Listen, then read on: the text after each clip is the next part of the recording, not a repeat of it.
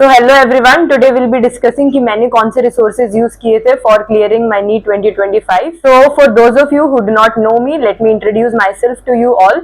So मेरा नाम भूमि है and I have scored 549 marks in my NEET 2025 exam.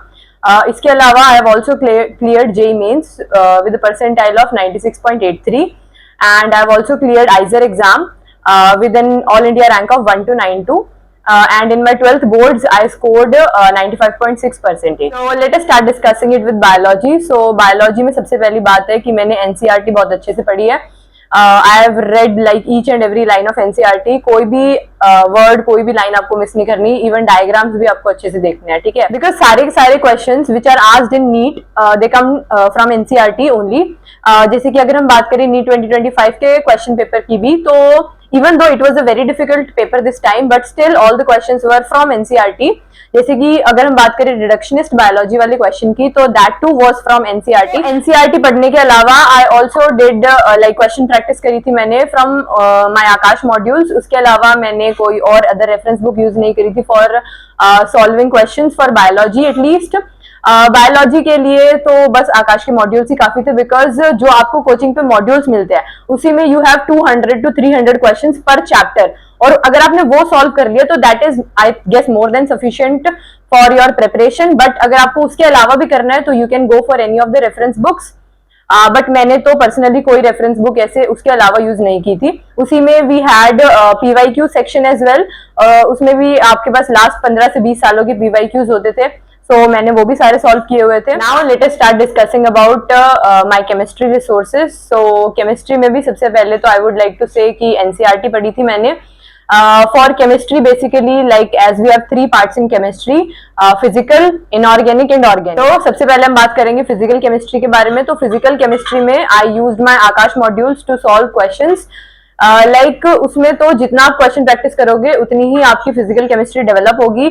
For chapters like thermodynamics, equilibrium या फिर सॉल्यूशन हो गया, मोल कॉन्सेप्ट हो गए, तो इन सभी चैप्टर्स के लिए आपको each and every question from your module आपको सॉल्व कर देना है. तो मैंने भी सारे के सारे क्वेश्चंस करे थे, प्लस PYQs भी प्रैक्टिस करे थे. तो आकाश के मॉड्यूल सॉल्व करने के अलावा मैंने फिजिकल केमिस्ट्री को प्रैक्टिस और ज्यादा करने के लिए मैंने 2 बुक्स मंगवाई थी. These are from MTG. दोनों ही बुक्स MTG की हैं और इनमें से भी फिजिकल केमिस्ट्री के questions I have solved, many questions I have solved from them also. So physical chemistry के लिए यही मैंने बुक्स यूज करी थी. For organic chemistry let us start discussing. So organic chemistry के लिए मैंने NCERT पढ़ी थी. NCERT के जो एग्जाम्पल्स होते हैं वो भी सॉल्व करे थे, प्लस बैक एक्सरसाइज भी सॉल्व करी है फॉर ऑर्गेनिक केमिस्ट्री स्पेसिफिकली. और इसके अलावा लाइक अपार्ट फ्रॉम NCERT मैंने अगेन आकाश मॉड्यूल सॉल्व करे हैं. आकाश मॉड्यूल से सारे के सारे क्वेश्चंस प्लस PYQs ये दोनों ही मैंने प्रैक्टिस करी हैं. तो ऑर्गेनिक केमिस्ट्री के लिए भी जो मैंने क्वेश्चंस कुछ थोड़े बहुत से सॉल्व करे थे वो उन्हीं दोनों बुक्स में से करे थे जो मैंने अभी अभी दिखाई है, विच वर फ्रॉम MTG. तो now let us discuss about inorganic chemistry. तो इनऑर्गेनिक केमिस्ट्री में तो like we have many exceptions और बहुत सारा थियोरेटिकल भी होता है उसमें रटने के लिए, जैसे कि P ब्लॉक हो गया आपके पास, D&F ब्लॉक हो गया, कोऑर्डिनेशन कंपाउंड्स हो गए, सारे में आपको बहुत ज्यादा रटना पड़ेगा. So for that I extensively red NCERT. Just like जैसे हम बायोलॉजी के लिए NCERT पढ़ते हैं वैसे ही मैंने इनऑर्गेनिक के लिए भी NCERT पढ़ी थी. सो मतलब like each and every line of NCERT मैंने इनऑर्गेनिक के लिए पढ़ी है. प्लस इसके अलावा मैंने बहुत सारे अपने शॉर्ट नोट्स भी बनाए थे for inorganic chemistry as well as for organic chemistry भी. मैंने लाइक नेम रिएक्शंस को रिवाइज करने के लिए मैंने शॉर्ट नोट्स बनाए थे. और इनऑर्गेनिक केमिस्ट्री के लिए भी जो एक्सेप्शंस होती है या जो P ब्लॉक के बहुत सारे ट्रेंड्स होते हैं, जो एक्सेप्शनल ट्रेंड्स होते हैं, उनके लिए भी मैंने शॉर्ट नोट्स बनाए थे. इसके अलावा इनऑर्गेनिक केमिस्ट्री के लिए भी क्वेश्चन प्रैक्टिस करने के लिए आई यूज्ड माय मॉड्यूल्स और साथ ही साथ PYQ प्रैक्टिस भी करी है. और ये नहीं है कि जैसे आपने एक बार ही सॉल्व कर लिए सारे क्वेश्चंस तो आपको बाद में उनको रिव्यू करने की जरूरत ही नहीं. No, it's not like that. आपको हर पेपर से पहले जैसे जैसे आपके कोचिंग सेंटर पे मॉक टेस्ट होते हैं उनसे पहले आपको वापस से सारे क्वेश्चंस रिवाइज करने हैं, या एटलीस्ट वो क्वेश्चंस तो रिवाइज करने ही हैं जो आप भूल सकते हैं जल्दी. ठीक है, जैसे what I used to do was कि I used to double tick a question और I used to star mark in front of a question जो मैं मुझे ऐसा लगता था कि मैं भूल सकती हूँ या मैंने बहुत मुश्किल से सॉल्व किया होता था, ताकि मैं जब उसका पेपर फिर से होगा तो मैं बाद में उसको वापस से स्पीडली रिवाइज कर सकूं. Let us come to physics. So physics, जैसे कि मोस्टली बच्चों को फिजिक्स बहुत टफ लगता है, for me also physics was a challenging subject during my preparation. So मैंने फिजिक्स को कैसे पढ़ा था, let's discuss that first of all. So basically मैंने सबसे पहले क्या करा था, कोचिंग पे जाती थी, वहां जाके नोट्स बना लेती थी और नोट्स को फिर मैं थॉरली पढ़ती रहती थी। ठीक है, नोट्स में हर एक जो आपका फॉर्मूला है वो आपको रटा होना चाहिए, इसके साथ साथ मैं फॉर्मूले की डेरिवेशन भी याद कर लेती थी। ठीक है, और इसके अलावा जो बेसिक्स है आपके पहले वो क्लियर होने चाहिए। जब तक आपके basics clearly, you can't directly jump on to solving questions. ठीक है, तो अगर आपके बेसिक्स क्लियर है, तो जैसे हमने नीट के 2025 के पेपर में भी देख लिया कि अगर आपको बेसिक्स क्लियर थे तो ही you could solve the questions. ठीक है, directly formula based questions were less this time, तो ऐसे ही आगे भी होगा। तो best thing is to clear your concept and then jump on to the solving questions. Okay, so let us now discuss कि मैंने क्वेश्चंस किधर से सॉल्व करे हैं। अगेन सबसे पहली बात है, मैंने अपने कोचिंग मॉड्यूल सॉल्व करे हैं, सारे के सारे module, each and every question अच्छे से प्रैक्टिस करा है। ठीक है, और again I would like to say कि ये नहीं है कि आपने सिर्फ एक बार पढ़ लिया, सारे क्वेश्चंस कर लिए और फिर छुट्टी, नहीं, ऐसा कुछ नहीं है। उन क्वेश्चंस को बार बार आपको, जैसे आपका मॉक टेस्ट होगा उससे पहले उन क्वेश्चंस को वापस से रिपीट करना है। जो इंपॉर्टेंट क्वेश्चंस थे, जो आपने स्टार मार्क करके रखे हुए थे, उन क्वेश्चंस को ही फिर से रिव्यू करना है। इसके अलावा फिजिक्स के क्वेश्चंस प्रैक्टिस करने के लिए I use this Aakash module again.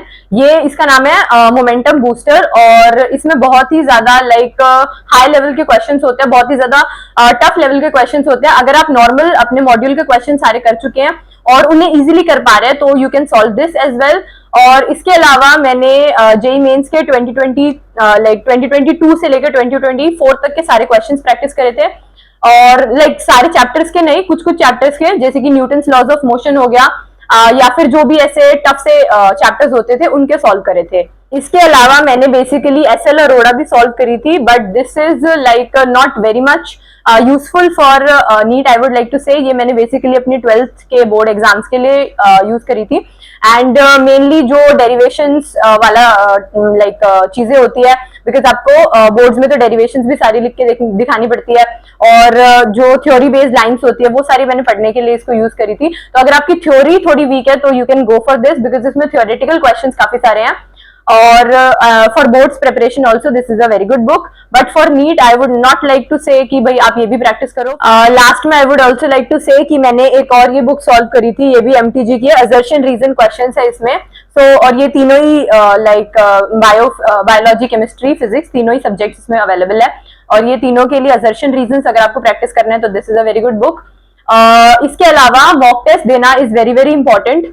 जो आपके कोचिंग पे जो मॉक टेस्ट होते हैं वो आपको देने ही देने हैं। ठीक है, कोई भी मॉक टेस्ट स्किप नहीं करना। ठीक है, मैंने भी ऐसे ही करा था, एक भी मॉक टेस्ट स्किप नहीं करना, चाहे आपके मार्क्स अच्छे आ रहे हैं चाहे गंदे आ रहे हैं, that does not matter at all. ठीक है, अगर आपको अपने मार्क्स इंप्रूव करने हैं, चाहे आप अभी कभी कहीं भी हो, किसी भी स्टेज पे हो, but if you want to improve your marks from there to here, so you have to give each and every mock test, और उसको देने के बाद उसके क्वेश्चंस को एनालाइज करना है। जो आपकी मिस्टेक्स हुई है उनको एनालाइज भी करना है कि क्यों गलती हुई है, और उन गलतियों को साइड में क्वेश्चन के साथ ही लिख दो कि भाई मेरी ये गलती हुई थी, सो दैट बाद में जब आप उन क्वेश्चन पेपर्स को वापस से रिव्यू करोगे तो you have those mistakes written with you कि भाई हाँ मैंने ये मिस्टेक्स किया, और आपके पास वो मिस्टेक्स हो ताकि आप उनको बाद में रिपीट ना करें। So this was all for today's video. Thank you all for watching it.